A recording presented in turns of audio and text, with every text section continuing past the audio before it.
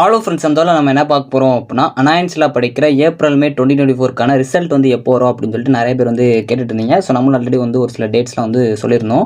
இருந்தாலும் வந்து எனக்கு ரிசல்ட் வர்றதுக்கு முன்னாடியே தெரிஞ்சுக்கிட்டா நான் கொஞ்சம் ஈஸியாக வந்து சர்வர் வந்து ஜாம் ஆகிறதுக்குள்ள நான் பார்த்துருவேன் அப்படிங்கிற மாதிரி சொல்லியிருந்தீங்க. ஸோ ஒரு சின்ன டிப்ஸ் இருக்குது, சொல்ல ட்ரிக்ஸ்ன்னு கூட சொல்லலாம். ஸோ ரிசல்ட் வர்றதுக்கு முன்னாடி நீங்கள் தெரிஞ்சுக்கிறதுக்கு நிறைய சான்சஸ் இருக்குது. அது எப்படி பார்க்கலாம் அப்படிங்கிறத சொல்கிறேன். அது மட்டும் இல்லாமல் உங்களோட அசஸ்மெண்ட்டை வந்து நீங்கள் தெரிஞ்சுக்கலாம். உங்களோட இன்டர்னல் மார்க்ஸை நீங்களே பார்த்துக்கலாம். எலக்டிவும் நீங்கள் என்ன செலக்ட் பண்ணியிருக்காங்க அப்படிங்கிறத நீங்களே செக் பண்ணலாம். அதெல்லாம் எப்படி அப்படிங்கிறத பார்க்கலாம். ஸோ வாங்க வீடியோக்குள்ள போகலாம்.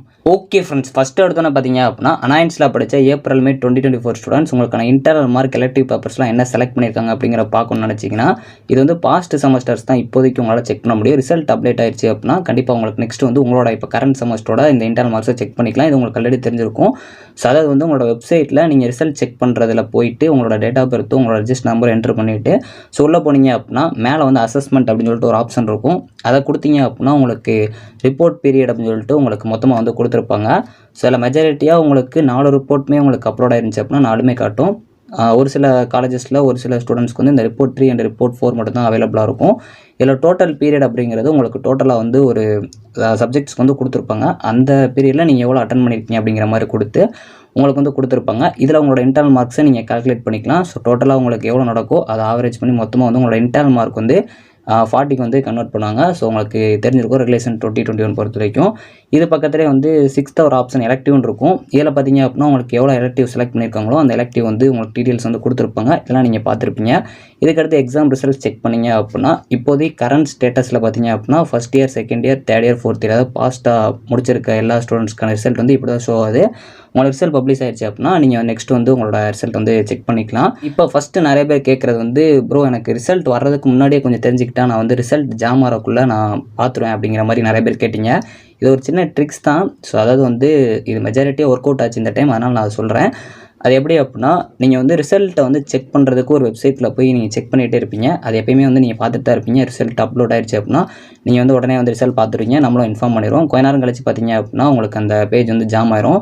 அப்படிங்கிறப்போ முன்னாடி ரிசல்ட்டை செக் பண்ணலாம் அப்படிங்கிறக்காக நீங்கள் இந்த மாதிரி வந்து கேட்டுட்டு இருந்தீங்க. ஸோ ஃபஸ்ட்டு நீங்கள் வந்து இன்றைக்கி ரிசல்ட் பப்ளிஷ் ஆக போகுது அப்படின்னா இந்த டைம் ரிசல்ட் வந்து பப்ளிஷ் ஆனால் ஃபஸ்ட்டு பேஸ் ரிசல்ட் அதாவது ஃபைனல் செமஸ்டர் ஸ்டூடெண்ட்ஸ்க்கு இந்த மாதிரி தான் நடந்துச்சு. ரீவாலேஷன் ரிசல்ட் வந்து பப்ளிஷ் பண்ணுறப்பையும் இந்த மாதிரி தான் நடந்துச்சு. அதனால் மேபி இந்த டைமும் இப்படி ஆகிறதுக்கு நிறைய சான்ஸ் இருக்குது. போன டைமும் இந்த மாதிரி நடந்துச்சு. அதனால் சொல்கிறேன்.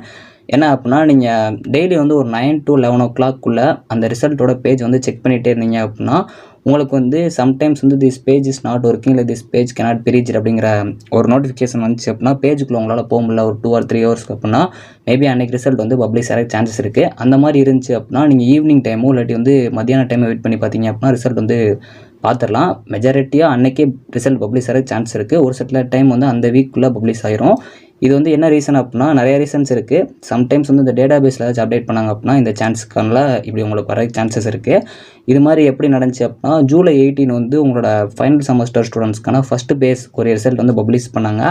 அன்றைக்கி 9 to 11 o'clock பார்த்தீங்க அப்படின்னா இப்படி தான் காலையில் வந்து ரிசல்ட் வந்து ஷோ ஆகாமல் இருந்துச்சு. அதுக்கப்புறம் பேஜ் வந்து நார்மலாக ஒர்க் ஆனப்போ உங்களுக்கு அந்த அப்டேட் எதுவுமே ஷோ ஆகலை. ஆனால் நெக்ஸ்ட் ஈவினிங் பார்த்தீங்க அப்படின்னா ரிசல்ட் பப்ளிஷ் பண்ணிட்டாங்க. அதேமாதிரி this page is not working அப்படின்னு சொல்லிட்டு உங்களுக்கு 3rd August வந்து ஷோ ஆச்சு.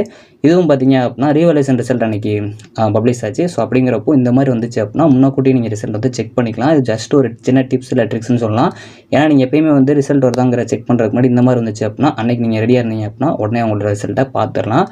இந்த வீடியோ உங்களுக்கு யூஸ்ஃபுல்லாக இருந்துச்சு அப்படின்னா மறக்காமல் லைக் அண்ட் சப்ஸ்கிரைப் பண்ணிக்கோங்க. இந்த வீடியோ கண்டிப்பாக உங்கள் ஃப்ரெண்ட்ஸ்க்கு ஷேர் பண்ணுங்கள். ஸோ ரிசல்ட்டை முன்னாடியே தெரிஞ்சுக்கிறதுக்கு இந்த டிப்ஸ் அண்ட் ட்ரிக்ஸ் நல்லா யூஸாக இருந்துச்சு அப்படின்னா மறக்காமல் நம்ம சேனலை சப்ஸ்கிரைப் பண்ணிக்கோங்க. தேங்க்ஸ் ஃபார் வாட்சிங்.